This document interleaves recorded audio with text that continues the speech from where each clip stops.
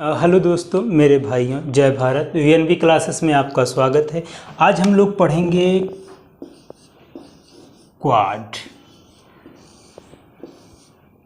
Quad क्या है इसके बारे में जानेंगे, आखिरकार ये चर्चा में क्यों आया और क्या इसकी प्रासंगिकता है, इसके बारे में हम लोग जानेंगे। दरअसल अभी ऑस्ट्रेलिया का जो सबसे बड़ा शहर है मेलबर्न में एक समिति हुई, एक विदेश मंत्रियों की, 4 देशों के विदेश मंत्रियों की, और जो सह देश जुड़े हैं उससे वो लोग वहाँ पे गए। मेलबर्न ऑस्ट्रेलिया में, ऑस्ट्रेलिया की राजधानी कैनबरा है, जाने दें वहाँ से।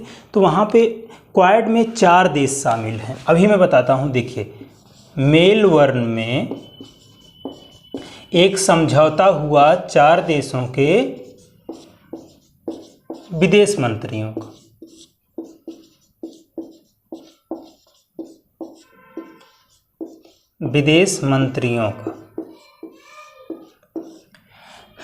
क्वाड में कौन, जान ले, अभी रुक जाइए एक मिनट। जापान,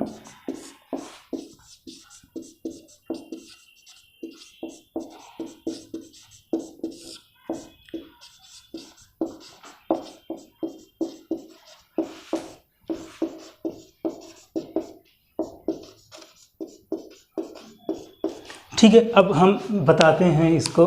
मेलबर्न 4 देशों के विदेश मंत्रियों का एक समझौता हुआ। हालांकि क्वाड पहले से स्थापित था। जापान, ऑस्ट्रेलिया, अमेरिका और भारत। जापान, ऑस्ट्रेलिया, अमेरिका और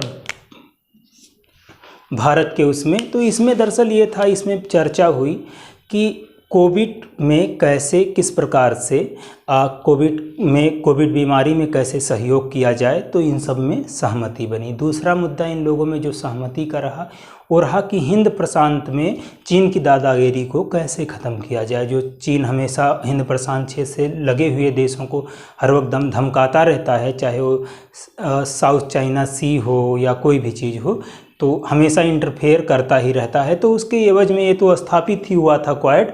तो वहाँ पे कहा गया हिंद प्रशांत क्षेत्र में कैसे शांति लाया जाए। तीसरा मुद्दा रहा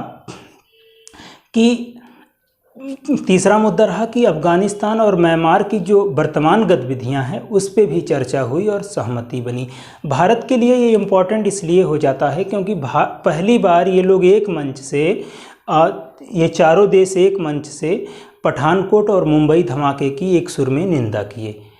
और दूसरी चीज़, भारत ने वो मुद्दा उस समय क्वाड में उठाया सीमा विवाद को लेके कि पाकिस्तानी सैनिक सीमा पर हमेशा आके इंटरफेयर करते रहते हैं, जब पाकिस्तान के प्रधानमंत्री चीन के दौरे पर थे।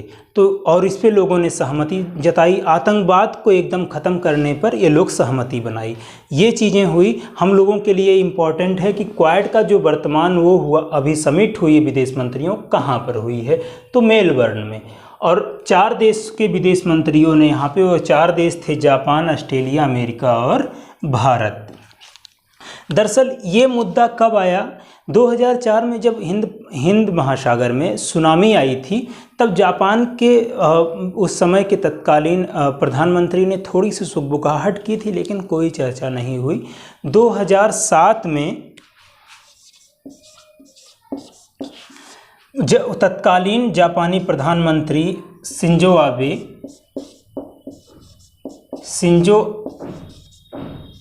आबे ने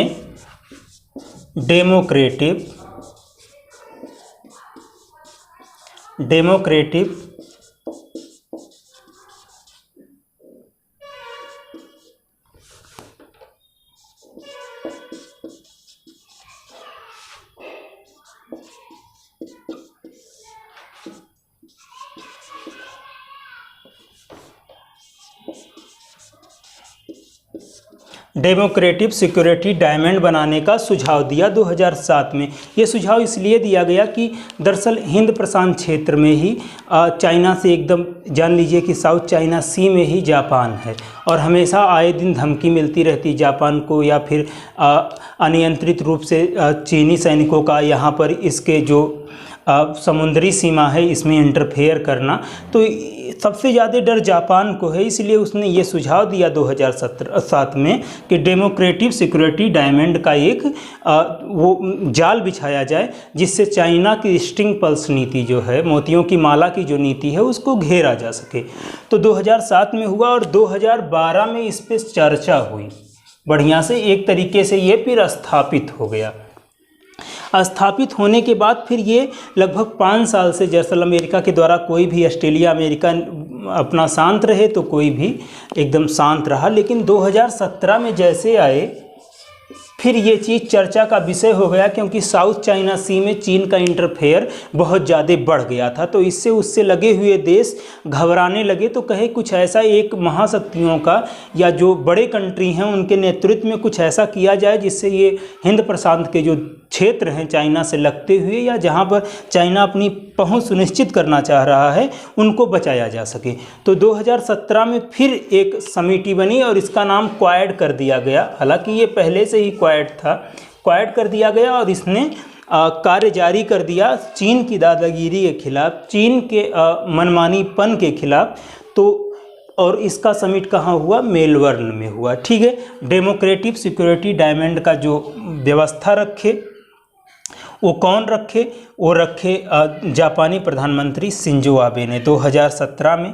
2012 में ये एकदम जान लीजिए स्थापित हो गया और 2017 में क्वाड एकदम सुचारू रूप से कार्य करने लगा। समस्या ये है दरअसल क्वाड के जो सदस्य हैं वो लोग चाहते हैं कि नाटो की तरीके से ये भी 4 देश मिलके एक सैन्य संगठन बना लें, लेकिन इसको ये लोग ओपरा नाम दिए हैं। तो ये 3 देश मिलके सोचते हैं, ये 3 देश सोचते हैं कि ये जो बने ये एक सैन्य संगठन बने। क्या बने? सैन्य संगठन बने। ठीक है, सैन्य संगठन चाहते हैं और इसका नाम इन्होंने रखा ओकस। लेकिन भारत हमेशा से विरोध इसका करता आया कि सैन्य संगठन नहीं बने तो ठीक रहेगा, क्योंकि भारत को उतने बड़े पैमाने पर दिक्कत नहीं है चीन से।